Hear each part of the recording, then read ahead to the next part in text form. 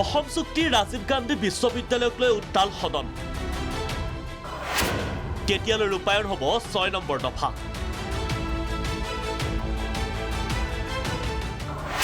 কিয় বন্ধ কৰিব ৰাজীৱ গান্ধী বিশ্ববিদ্যালয় কংগ্ৰেছী বিধায়কৰ প্ৰশ্নত উত্তাল সদন সুদূত্তৰ নাপায় কংগ্ৰেছৰ দুবাৰকৈ সদন ত্যাগ অসম বিধানসভাৰ শৰৎকালীন অধিৱেশনৰ তৃতীয় দিনা বুধবাৰে কেইবাটাও বিষয়ত উত্তাল হয় সদনৰ মজিয়া বিভাগীয় মন্ত্ৰীৰ সুদূত্তৰ নোপোৱাৰ বাবে কংগ্ৰেছে দুবাৰকৈ সদন ত্যাগ কৰি প্ৰতিবাদ সাব্যস্ত কৰে উল্লেখযোগ্য যে প্ৰশ্নোত্তৰ শিতানত কংগ্ৰেছী বিধায়ক শিৱামণি বৰাই অসম চুক্তিৰ সন্দৰ্ভত তুলিছিল প্ৰশ্ন কেতিয়ালৈ ৰূপায়ণ হ'ব 6 নম্বৰ দফা কাৰ্যকৰী হ'বনে বিপ্লৱ শৰ্মাৰ প্ৰতিবেদন বিভাগীয় মন্ত্ৰী অতুল বৰাৰ প্ৰতি এই প্ৰশ্ন আছিল শিৱামণি বৰাৰ উত্তৰ বিচাৰিছিলোঁ অসম চুক্তি 6 নং দফাৰ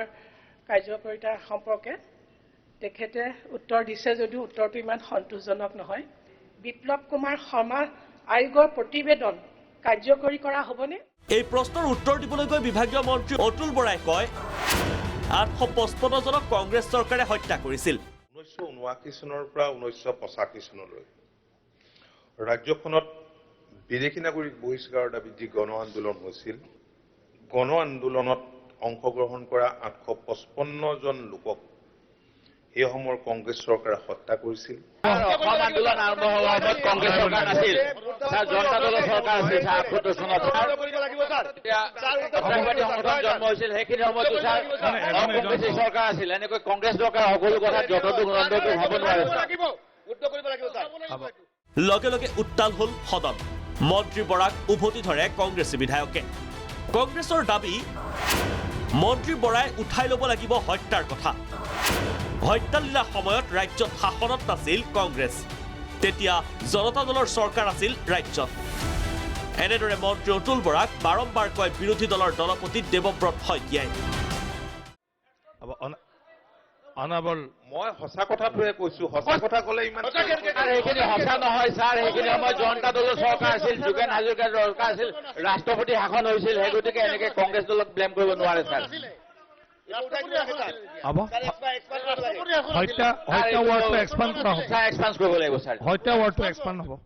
বিৰোধীৰ প্ৰবল দাবীৰ পৰিপ্ৰেক্ষিতত অধ্যক্ষ বিশ্বজিৎ দৈমাৰীয়ে কাৰ্যবিৱৰণীৰ পৰা প্ৰত্যাহাৰ কৰে হত্যা শব্দটোৰ ব্যৱহাৰ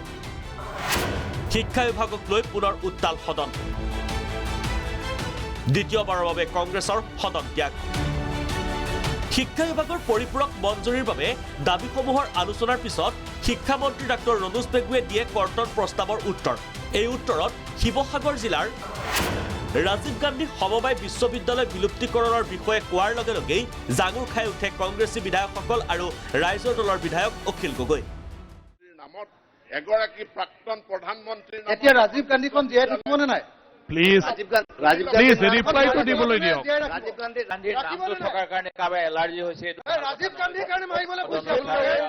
ইমান চিন্তা কিয় অকল ৰাজীৱ গান্ধীৰ নামটো কাৰণে মাৰিব কৈছে ইলেকশ্যন নামত ৰাখিব লাগে এইটো নহ'ব আমাক ইউনিভাৰ্চিটিখন লাগে আমাৰ সমষ্টি ইউনিভাৰ্চিটি হয় অনাৰেবল মেম্বাৰ ইউনিভাৰ্চিটি হয় মন্ত্ৰী ৰণোজ পেগুক জবাবদিহি কৰে বিৰোধী শিবিৰে ৰাজীৱ গান্ধীৰ নামটো থকাৰ বাবে কিয় মাৰি পেলাব এখন বিশ্ববিদ্যালয় অখিল গগৈৰো সজোৰে প্ৰতিবাদ কিন্তু বিষয়টো শিক্ষামন্ত্ৰীয়ে গুৰুত্ব নিদিয়াত সদন ত্যাগ কৰে কংগ্ৰেছী বিধায়কে অখিল গগৈ সদনতে থাকি কয় এখন বিশ্ববিদ্যালয়ক মাৰিবলৈ নিদিওঁ আপোনালোকে পইণ্টটো লিখি লওক বৰ্তমানৰ শিক্ষামন্ত্ৰী মুখ্যমন্ত্ৰী ডাঙৰীয়া সেই সময়ত শিক্ষামন্ত্ৰী হিচাপে বিল আনিছিল বিত্তমন্ত্ৰী আছিল তেখেতে সেই সময়ত তেখেতে নিদিলে মহোদয় এইটো তেখেতেহে এক্সপ্লেনেশ্যনটো কৰিব পাৰিব কি কাৰণে এখন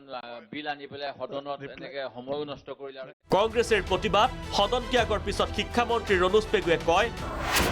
নাম গুৰুত্বপূৰ্ণ নহয় আমাক ভাল বিশ্ববিদ্যালয় লাগে শিৱসাগৰ মহাবিদ্যালয় বিশ্ববিদ্যালয়লৈ উন্নীতকৰণ কৰি সংলগ্ন কৰিব ৰাজীৱ গান্ধী সমবায় বিশ্ববিদ্যালয়ক আৰু এই একত্ৰীকৰণৰ পিছত নাম হ'ব শিৱসাগৰ বিশ্ববিদ্যালয় ইপিনে প্ৰাদেশিকৰণ আইনৰ আওতাত নপৰা মহাবিদ্যালয়সমূহ তেনেদৰে থাকিব বুলি বিধানসভাত স্পষ্ট কৰি দিয়ে শিক্ষামন্ত্ৰীগৰাকীয়ে ভিডিঅ' জাৰ্নেলিষ্ট পংকজৰ সহযোগত ভুৱন চেতিয়া আৰু জুনজ্যোতি দত্ত বৰাৰ ৰিপৰ্ট প্ৰাগ নিউজ